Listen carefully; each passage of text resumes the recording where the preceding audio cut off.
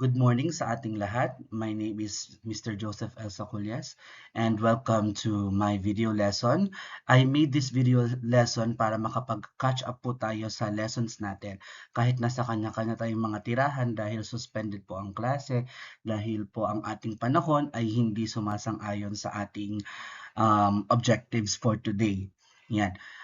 Before I continue my video lesson, make sure na nakafocus po kayo sa video at naka-prepare po ang inyong lecture notebook para habang nag-explain po ako, nakakapag-take down notes po kayo. Let's proceed. But before that, let us have a prayer. Dear God, thank you for this day and for the opportunity to learn. Please help us to be good listeners and to pay attention to our teacher.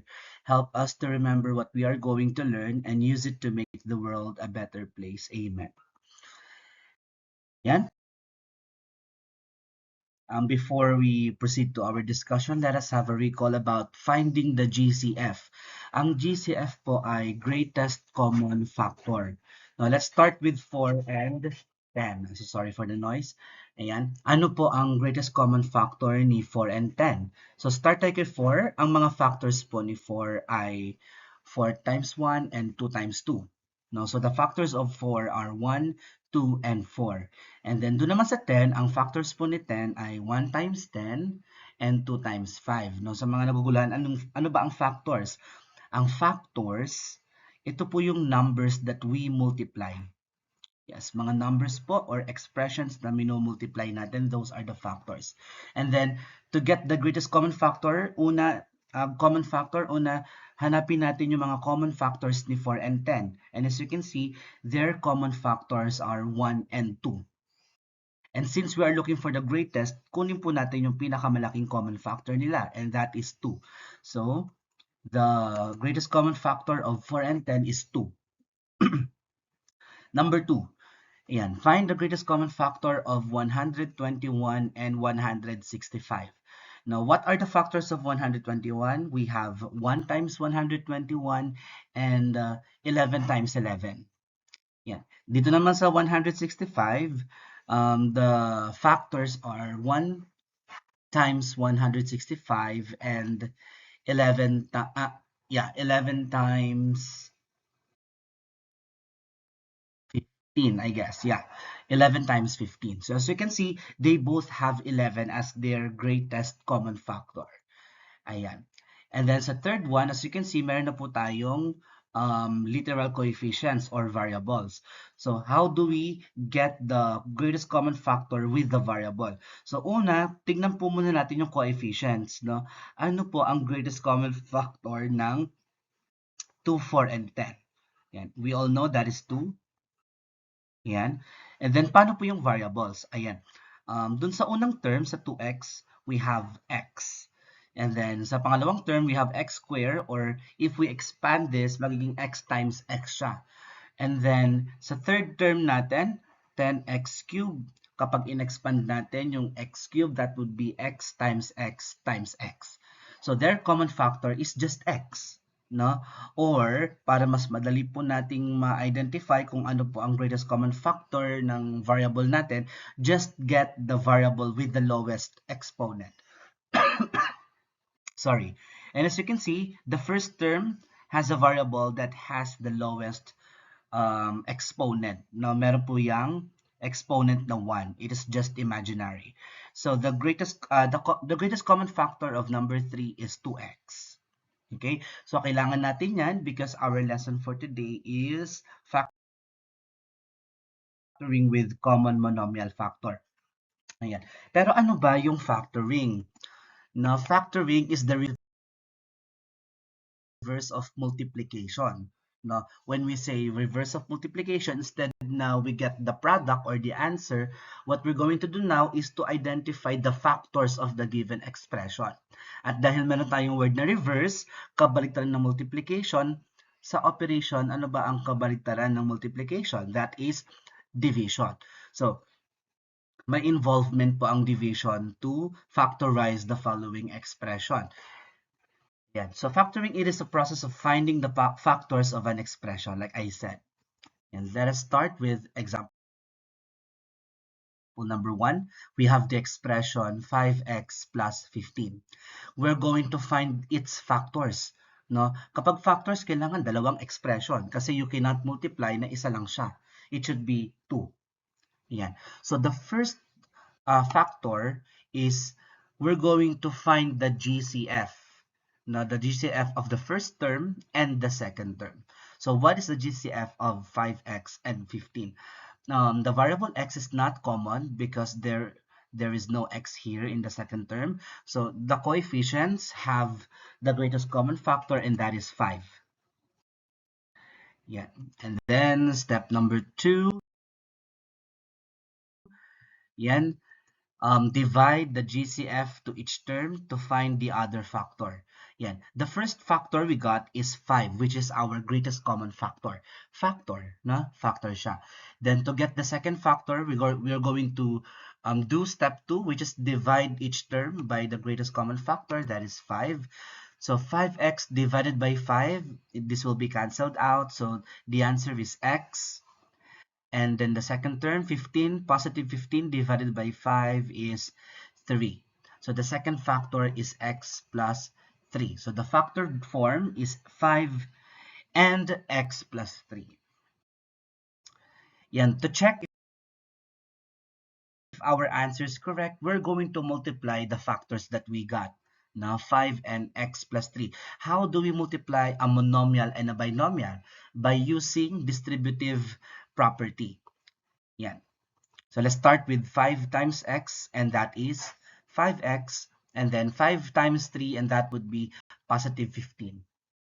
Yan. So our answer is correct. No? Yan. Example number 2, factor 4m minus 12. Yan. Step number 1, find the GCF. What is the GCF of 4m and 12? And that is 4. And then step number 2, divide the GCF to each term to find the other factor. Yan, we're going to divide 4m by 4. So 4m divided by 4, this will be cancelled out. Wait, lagyan natin ang ano. Yan. And that would be just m. And then 12 divided by 4, that is, negative 12 divided by 4. Yan, and that is negative 3. So the factored form of 4m minus 12 is 4 times quantity m minus 3. Yan. And then to check if our answer is correct, we're going to try to multiply it. So 4 times m, that is 4m, and 4 times negative 3 is negative 12. Yeah.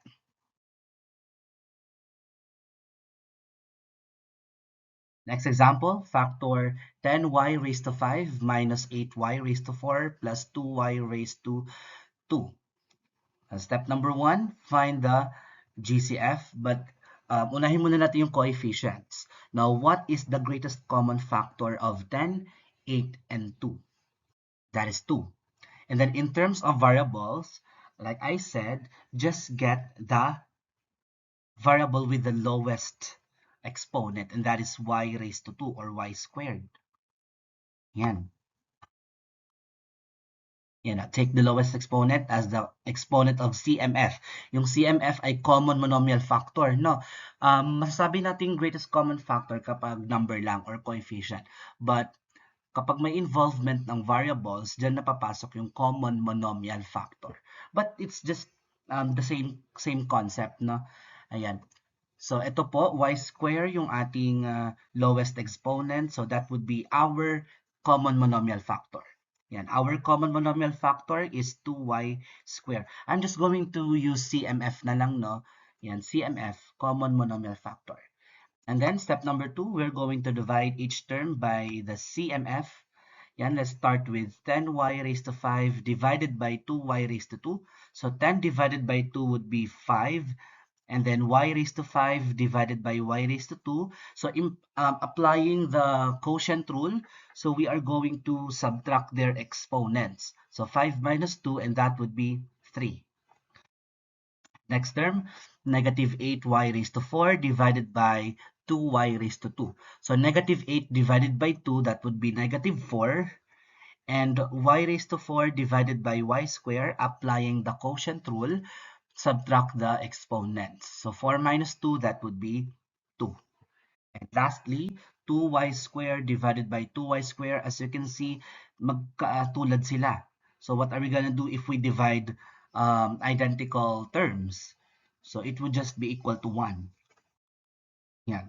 When we divide the same number or same expression, the answer will be 1. So to make it make sense, let's try to divide it manually. 2 divided by 2, that would be 1. And then y squared divided by y squared, same, cancelled, so it would just be 1. Or if we apply the quotient rule, so 2 minus 2, that would be 0. So any base raised to 0, or if our exponent is 0, the answer will always be 1. Yan. Kaya 1 po yung ating sagot. So the factored form is 2y squared times quantity 5y raised to 3 minus 4y squared plus 1.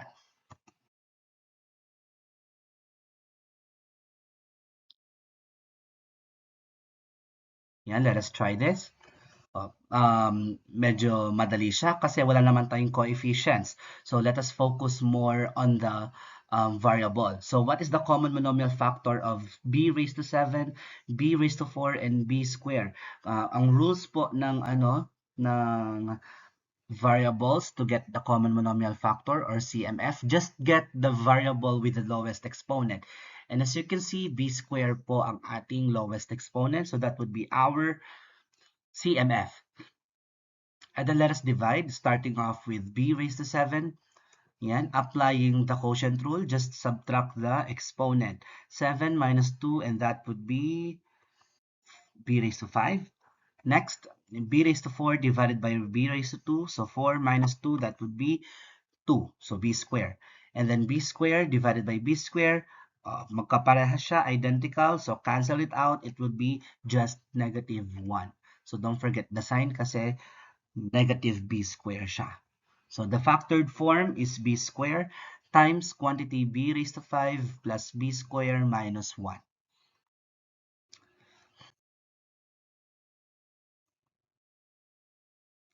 Next, yan, may involvement ng ating coefficient. As you can see, our m is not common because the third term doesn't have any variable.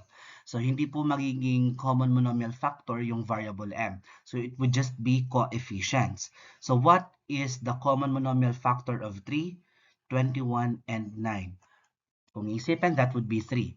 So 3 is our common monomial factor. And then to get the second factor, we're going to divide each term by CMF, and that is 3. Starting off with 3m squared divided by 3. This will be cancelled out. Yan. Cancelled out. So what is left is m squared. Next, negative 21m divided by 3. So negative 21 divided by 3 is 7, negative 7, and then copy m. And then negative 9 divided by 3, and that would be negative 3. Therefore, the factored form of our given is 3 times quantity m squared minus 7m minus 3.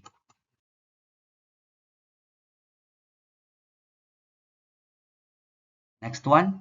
So no coefficient. So let us focus more on the variable. So we're going to take this variable per variable. Starting off with A. Common po ba sa A? Lahat po ba ng terms ay merong variable A? Yes. So the rule is to just get the smallest exponent, no, variable with the smallest exponent. So as you can see, A square has the lowest exponent. So get that A square as our common monomial factor. And our B, common din naman yung B. So let us get the smallest exponent. As you can see, here is the smallest exponent, 1. Then let us divide a raised to 6 divided by a raised to 6, b raised to 7 divided by a squared b. So let's start with dividing a muna. So applying the quotient rule, 6 minus 2, and that would be 4. And then b raised to 7 divided by b, may imaginary 1 dito. Then subtract 7 minus 1, and that is 6. Next term, a raised to 4b, negative a raised to 4b divided by a squared b. So let's start with a raised to 4 divided by a squared. So 4 minus 2, and that is 2. And then b canceled out. Yan, kasi same lang sila.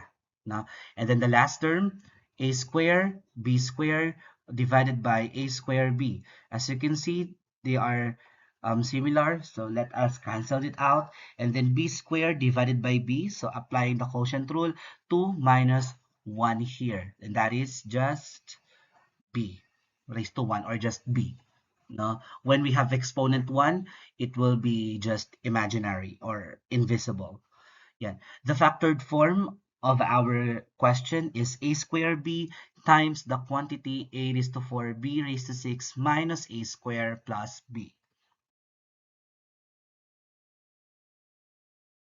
Yan. And last one, medyo marami siya, but if you take it slowly, and as long as you know how to process it, no, madali lang naman siya. Let us start with getting the greatest common factor of the coefficient. Now, 8, 16, and 12. What is the common monomial factor? That is 4. No? 4, 4 times 2, 4 times 4, 4 times 3. Yeah. And then the variable x, yan, common naman si x, just get the smallest variable, smallest exponent rather. 5, 6, 4. Ito, x raised to 4. And then y. Common ba si y? Yes, lahat ng terms may y. O, just get the smallest exponent. As you can see, y square yung pinakamaliit. So the common monomial factor is 4x raised to 4 y square. To get the second factor, let us divide each term by our CMF. Yan. Let's start with a x raised to 5 y squared divided by 4x raised to 4 y squared. 8 divided by 4 is 2, and x raised to 5 divided by x raised to 4, 5 minus 4, and that is 1. And then y squared, same siya, so cancelled. Plus, and then 16 x raised to 6 y raised to 3 divided by 4x raised to 4 y squared. 16 divided by 4 is 4, and x raised to 6 divided by x raised to 4 is x squared, and y raised to 3 divided by y squared is just y. And then the last term, yeah, minus 12x raised to 4 y raised to 7 divided by 4x raised to 4 y squared. Starting off with the coefficients, 12 divided by 4 is 3, and x raised to 4, x raised to 4, similar, so cancel out. And y raised to 7 divided by y raised to 2, 7 minus 2, and that would be raised to 5. So that would be our answer.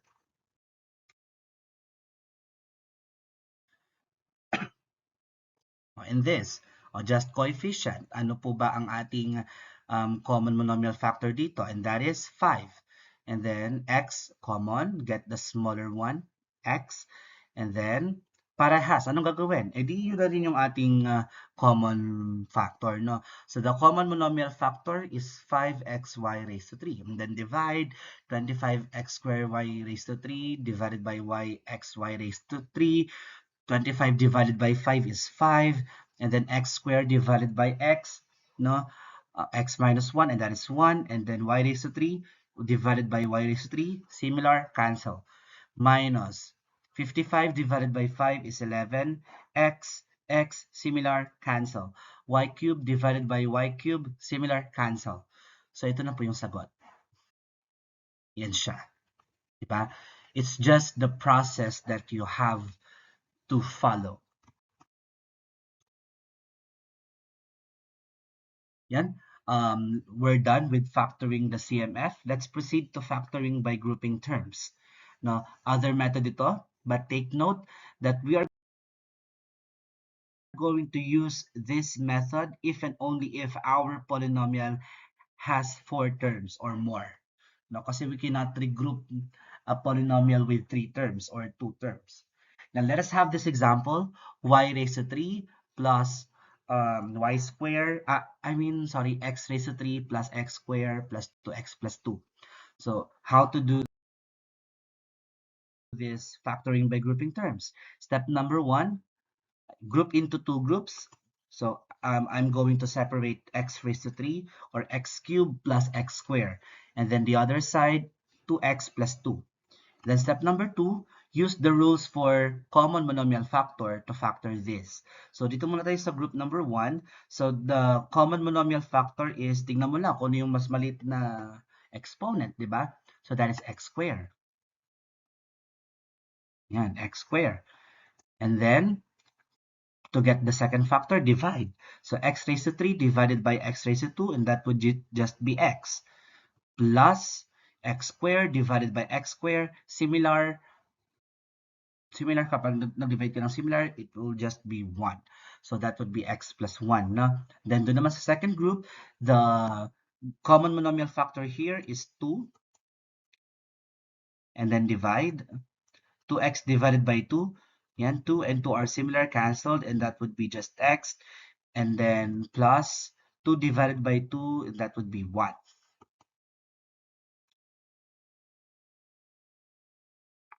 Ayan. So, as you can see, we have two terms here, and here. And meron siyang common factor. They both have x plus 1. Diba? Just get it. And then to get the second factor, just get the common monomial factor kanina. Yan. For example, ito x squared and then plus 2, ilagay nyo siya sa isang parenthesis, and that would be our second factor. So therefore, this is our factors. Ganyan lang po siya.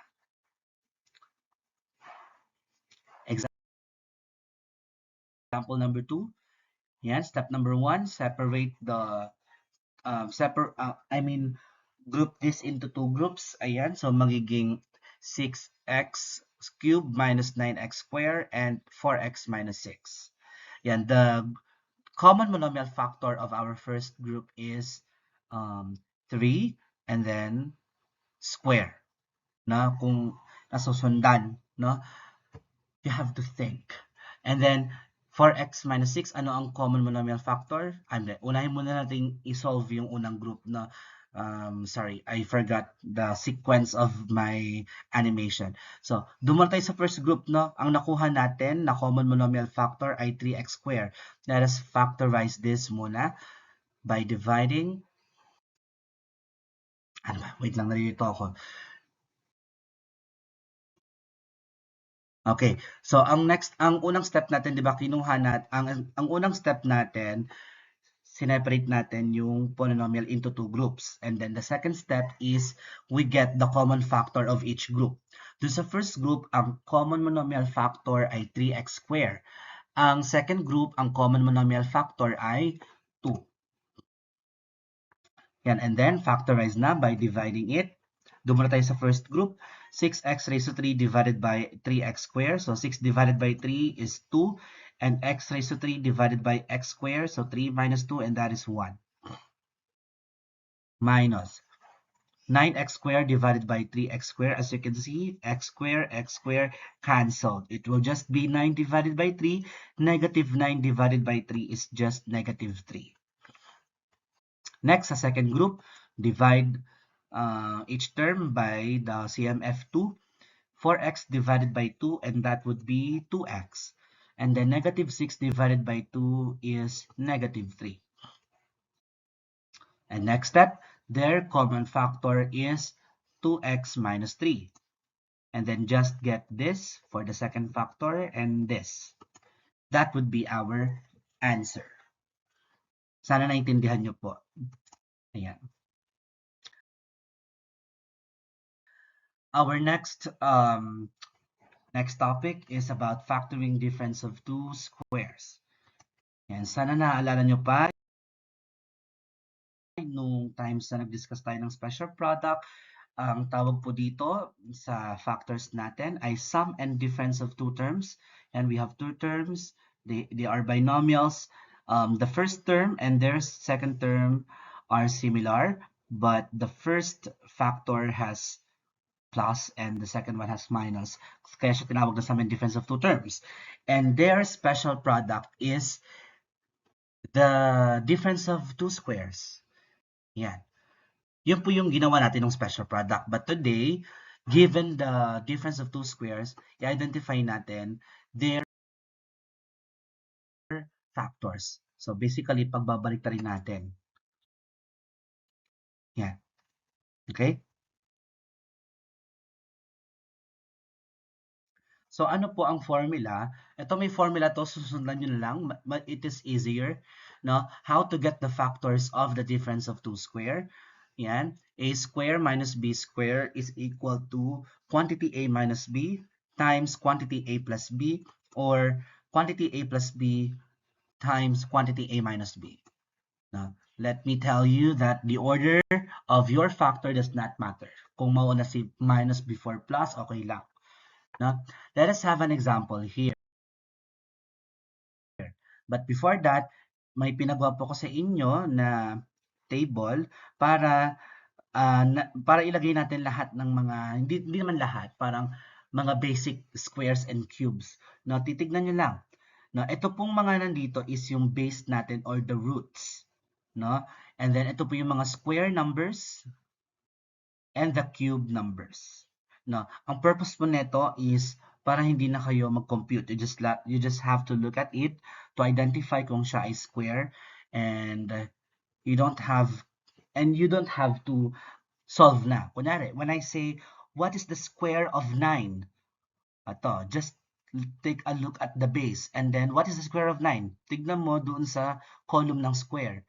The square of 9 is 81. Ganun siya. What is the square of 22? So, ito po yung 22. So, the square is 484. Ganun lang siya. And then, pag may sinabi akong root or square root, mag-uumpisa ka muna sa square and then find its root. Pabaliktad. O, kunyari, what is the square root of 144? Ayan. 144, ang square root niya ay 12. Ganun siya. Okay? What is the square root of 400? Ito po yung 400 sa square. And then its root is 20. Ganun po siya. Same concept as the cube, pero mamaya na yan. No? Sa square po muna tayo mag-focus. Example number 1. Factor x squared minus 4. Ayan. The answer will look like this. Make two parentheses. Ayan. Then take the square root of each part. So before we use the formula of the difference of two squares, make sure na siya ay difference of two squares. Paano mo siya malalaman? No, una, difference. Ang difference ay minus, subtraction. So naka-minus naman siya. And then two terms should be square. So first term, x square. Square si x square. No, kasi we have the exponent 2, or their exponent is a multiple of 2 or divisible by 2. So mamaya ko explain kapag meron tayong more complex question about this.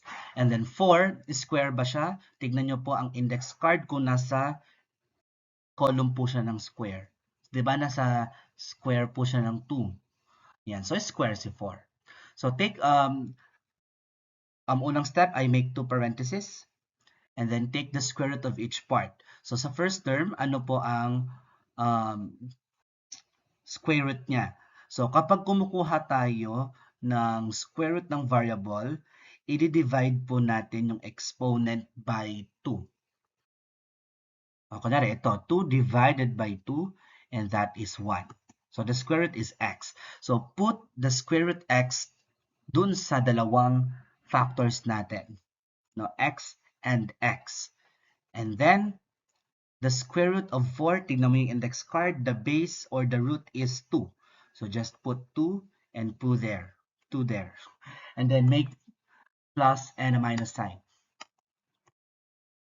And that's it. Ganun lang siya. You just have to follow the formula and the steps. For example number 2.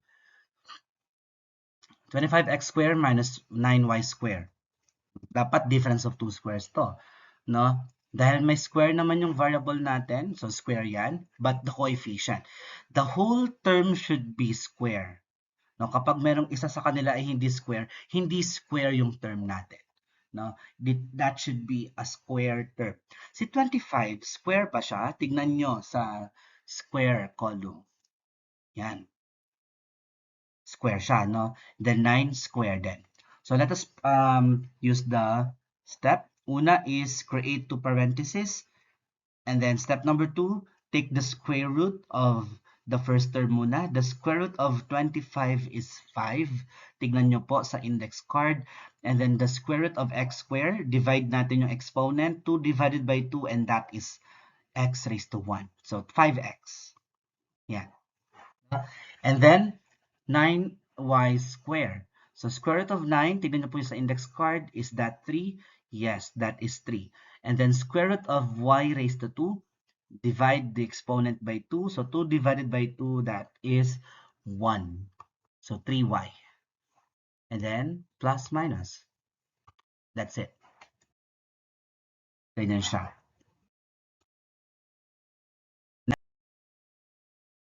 Next example, medyo naano kayo, nawindang kayo kasi may fraction. Okay lang yan.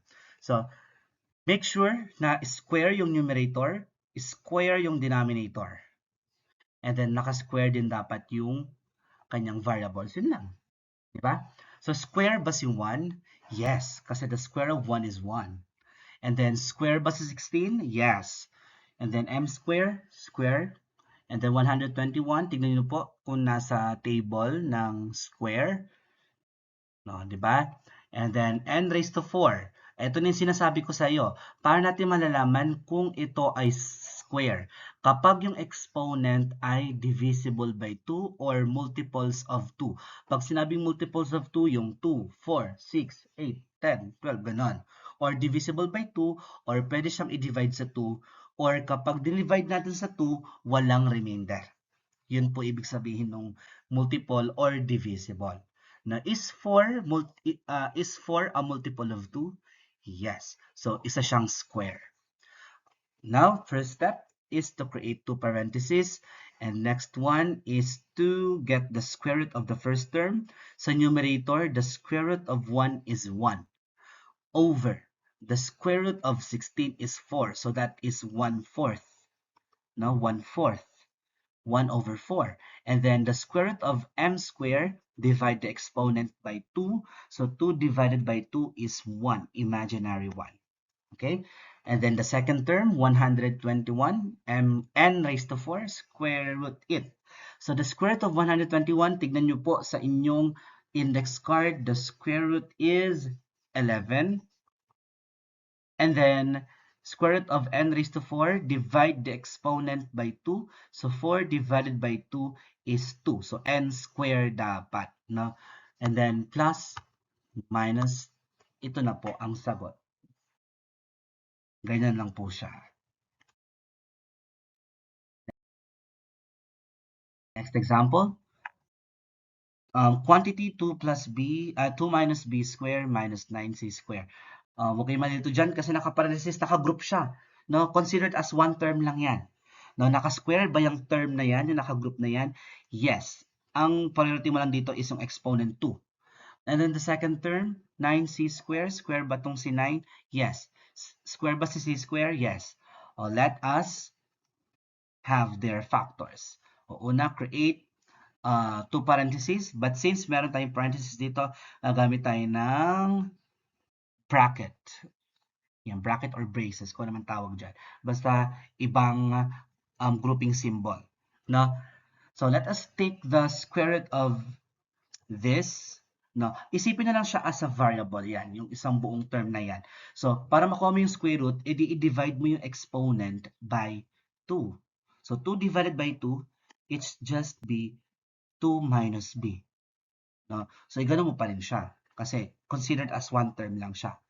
No? And then, doon naman tayo sa second term, 9c squared. The square root of 9 is 3. And the square root of c squared is c raised to 2 divided by 2, 1. Yan. And then, plus, minus. Yan na po siya. Yan na lang. Don't complicate the problem. Now, just focus on the process.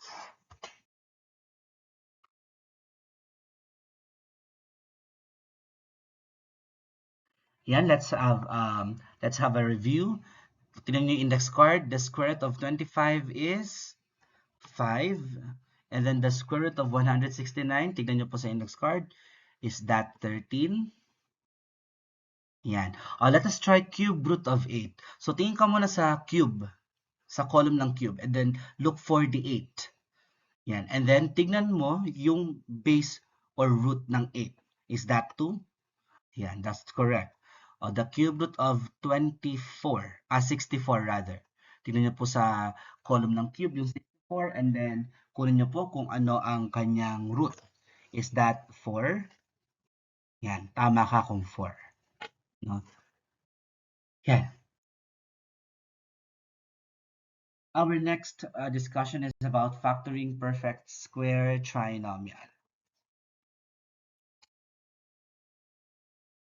Yan. Before, gumagamit po tayo do sa special product na square of binomial, and its special product is called the perfect square trinomial. Today, we're gonna be reverse it. Na meron tayong perfect square trinomial, and then we're going to get their factors. And that is the square of binomial.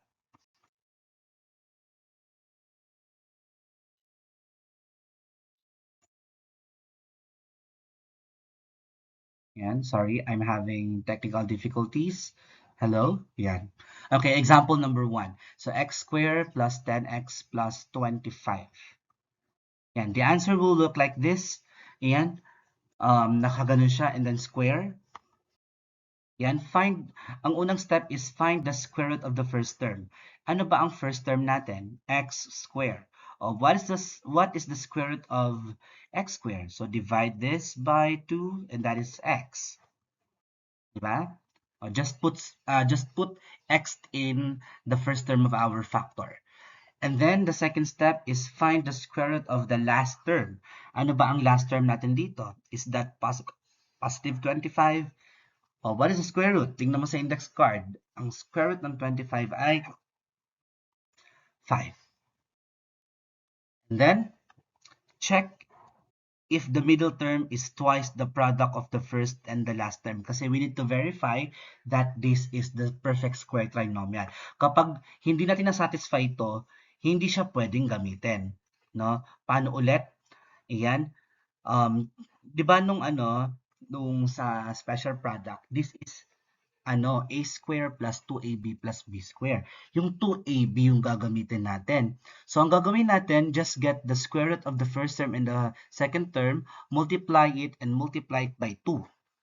Yan, to double check. Yan, and yan, the square root x, square root of 5, and then the formula 2. So, 2 times x times 5, and that is 10x. So, nagtugma si 10x doon sa example. So, ibig sabihin, itong example natin ay isang perfect square trinomial. So, pwede po natin gamitin yung kanyang formula na ito.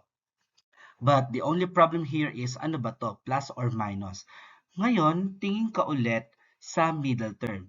Kung ano po ang maging sign ng middle term, yun po ang susundan natin sa ating factors. So dahil positive ito, yung middle term natin, positive 10x, our answer should be positive. And that is our answer. Just like that. Another example, a squared plus 8a plus 16. Just create a parenthesis with square. And then ang unang step is to get the square root of a squared. We all know that is a. And then the square root of 16 is 4. And just look at the middle term. Ano ang sign niya? Positive. So, plus. Ayan. So, to verify, kunin natin yung square root ng first and last term and multiply it by 2. So, 2 times a times 4, that is 10a. Nagtugma. So, correct. And then, once again, tingnan natin yung middle term. Ano ang kanyang sign? Positive. So, magiging positive po yung sagot natin. That would be our answer.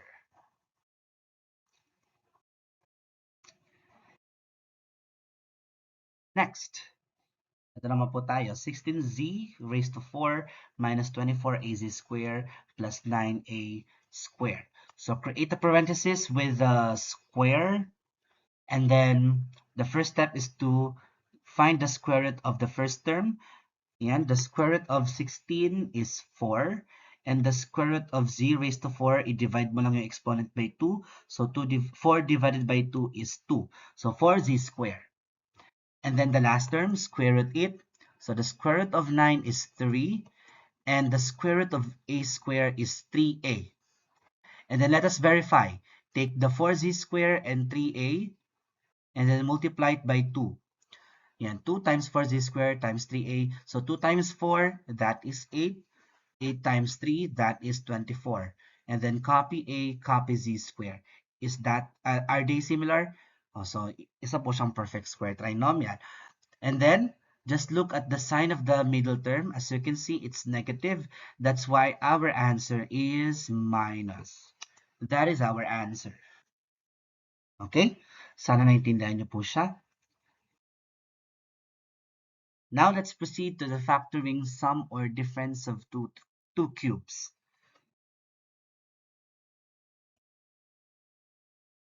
Yan, ito po yung mga perfect cubes natin. Ito, same lang siya doon sa pinagawa ko sa inyong index card na nasa column po ng cubes. Ayan, up to 30 pa yan, di ba? And then, sa exponent, how do we know kung siya ay cube? Kapag siya ay multiples of 3 or divisible by 3. 3, 6, 9, 12, 15, 18, 21, 24, 27, 30, whatsoever. Ayan. Once again, ito po yung ating table na pinagawa sa inyo. So, always use it.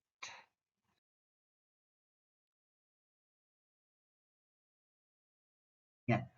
Ano po ba ang description ng sum or difference of two cubes? No, una, it only has two terms. And then the terms are separated by a plus or minus sign. Each term is a perfect cube. Yan. So, what would be our formula? No? So, ma-identify natin kung sum of cubes siya kapag plus. Then, kapag difference of cubes kapag minus. So, ang formula po niya, susundan lang natin to. No? The first factor is the cube root of the first term, and then the cube root of the second term. And then, ifa-follow natin kung ano ang sign ng ating expression. And then, the second factor is the square of this. And then, opposite, kabaligtaran nung sign dun sa ating given. So, magiging minus siya. And then, the multiplication of the first term and the second term. And then, plus, always plus to always plus nakalagay. And then, the square of b. Kailangan natin to, yung formula na to. Tandaan po, paki-memorize. Or let us have an example. 8x cubed minus 27. O, kailangan natin ma-identify, ano ba to? Sum or difference of two cubes? This is difference kasi may minus. And then, kailangan si first term saka si second term ay perfect cube. O, si 8. Perfect cube ba siya? Tingnan nyo po doon sa table natin sa cube column. May 8 ba doon? Kapag may 8 doon, cube siya. What about 27? Cube din siya. No? So there are both cubes. So we can use the formula of the sum or difference of two cubes. So tandaan lamang po ang formula. So ang unang step is to create two parentheses. Yung isa medyo compressed, yung isa medyo wild kasi trinomial yung isang factor natin. So let us first get this first factor. Di ba ang nakalagay doon na a minus b? So si a, first term, kailangan natin makuha yung cube root ng first term. No? And then, yung sign ng ating first factor ay kasunod doon sa given natin. So dahil minus siya, minus po dito. No? And then, dun sa ating di ba mayroon ditong first term, tapos may second term. So, yung sign ng second term natin ay taliwas doon sa or opposite doon sa given natin. So, dahil minus ang given natin, it should be plus. And then sa third term, ano daw? Always plus. Yan lang siya. And then let us fill it in. Starting off with this. Kunin natin yung cube root ng first term. Ang cube root ng 8 ay 2. And then ang cube root ng x cube, ngayon, dahil cube root siya, i-divide mo siya sa 3. So, 3 divided by 3 is 1, imaginary 1. No? And then yung second term, kunin mo ang square root ng 27. Tignan mo yung index card. Ano po ang cube root ng 27? It's 3. Yan. And then dito, ang nakalagay doon kanina, di ba, a square? Ito yung a. A square mo lang siya. No? Square this 2x. So, what is the square of 2? Tingnan mo sa index card. Di ba, 4? O, tapos, square mo yung x. So, kung ang square root divide 2, kapag square, times 2. So, we have exponent 1 multiplied by 2 para maging square, and that is 2.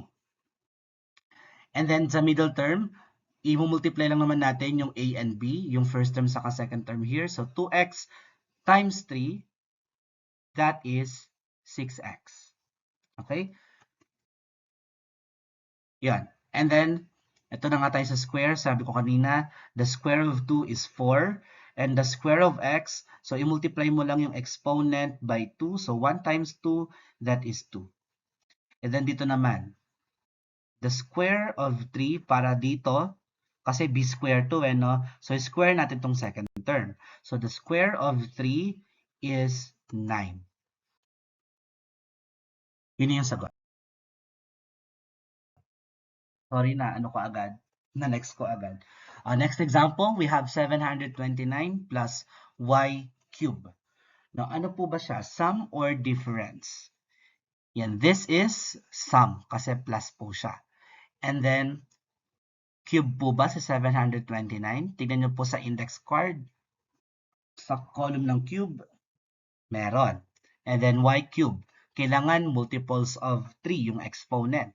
Multiples of 3 naman yung exponent, so cube ito. Okay? Una is create two parentheses and then identify natin, di ba binomial to, two terms? So ano to, plus or minus? Tingnan natin kung ano yung nasa given. So dahil plus, plus yan. And then, ito naman, trinomial to. No, yung second term, ano ang sign ng second term? Ang opposite daw nung sign ng given natin. So dahil plus to, magiging minus. And then yung third term, always plus po yun. No? And then, let's proceed to getting its cube root. Sa first term, ang cube root ng 729, tignan nyo po yung inyong index card. Tignan nyo po sa column ng cube, 729. Ano ang kanyang root? That is 9. And then, the second term, the cube root of y cube, i-divide mo lang yung exponent by 3. So, 3 divided by 3 is y. Okay? And then, para makuha natin yung second term, we need to multiply this. 9 times y, and that is 9y. And then, para naman dito sa first term natin dito, sa second factor, we're going to square the first term here. So, the square of 9, tignan nyo po yung base, and then yung square niya. Ano yung square niya? 81. And then, yung square of y, may imaginary 1 na exponent, i-multiply mo lang sa 2 yung exponent. So, 1 times 2, that is y squared. So, here na po yung sagot. Ganun lang siya. Make sure na nafa-follow nyo yung steps.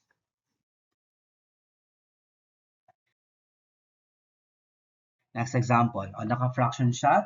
Pero ganun din yung rules. Like doon sa difference of two squares, kailangan cube itong numerator, cube din yung denominator. No? Is 8 a cube? Yes. Is 27 a cube? Yes. Is x cube cube? Yes. Is 1 cube? Yes. Is 8 cube? Yes. So, pasok siya sa 2 cubes. No? Is this a sum or a difference? A difference kasi may minus. Okay, let's proceed to our process. Una is to create two parentheses. And then, ito ay binomial. Ano po ang sign nito? Is this plus or minus? Lagi po tayong sumunod dun sa given. So, dahil difference siya, minus, minus po yan. Para sa second term, ano po siya? Plus or minus. So, opposite lang ng ating given. No, dahil minus siya, magiging plus to. And then yung third term, always plus. And then, the next step is to get the cube root of 8 over 27x cubed. So, sa numerator muna tayo. The cube root of 8 is 2 over the cube root of 27 is 3. And the cube root of x cubed, i-divide lang natin yung exponent by 3. So, 3 divided by 3 is 1. So, may imaginary 1 dyan, x raised to 1. And then, dito naman sa second term, the cube root of the numerator 1 is 1 over the cube root of 8 is 2. So, 1 over 2 pala siya or 1 half. And then, dito naman tayo sa ating second term. So, paano siya i-multiply? No? Pag nag-multiply tayo ng fractions, it's numerators. No? Multiply natin yung mga numerators over multiply the denominators. Let's start with numerators. So, ang numerators natin dito ay 2 and 1. So, 2 times 1. Ito, dito tayo sa taas pala. Ayan. 2 times 1, di ba? 2. And then, sa denominator, 3 times 2 is 6. No? And then, just copy x. So, ang sagot natin, 2 over 6x. And then, our fraction should be lowest term. Should be in simplified form. No? Ilo-lowest term natin siya. So, that is 1/3 x. No? And then, para naman dito sa first term, kunin mo lang yung square niyan. So, square ng numerator saka square ng denominator. So, ano po ang square ng 2? That is 4. Ang square ng 3, 9. So, 4 over 9. And then, yung square ng x, i-multiply mo lang yung exponent by 2. So, imaginary 1 times 2, and that is 2x raised to 2. And then, para sa third term, square the second term here. So, the square of 1 is 1 over the square root of 2 is 4. So, yan na po ang sagot. Okay?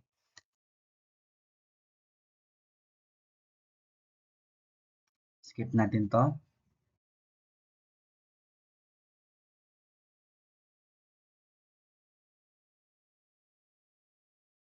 Yan, tandaan naman po mga formula na yan, ha? Ayan. Now, let's proceed to factoring general trinomial with numerical coefficient 1. Pero, wait lang.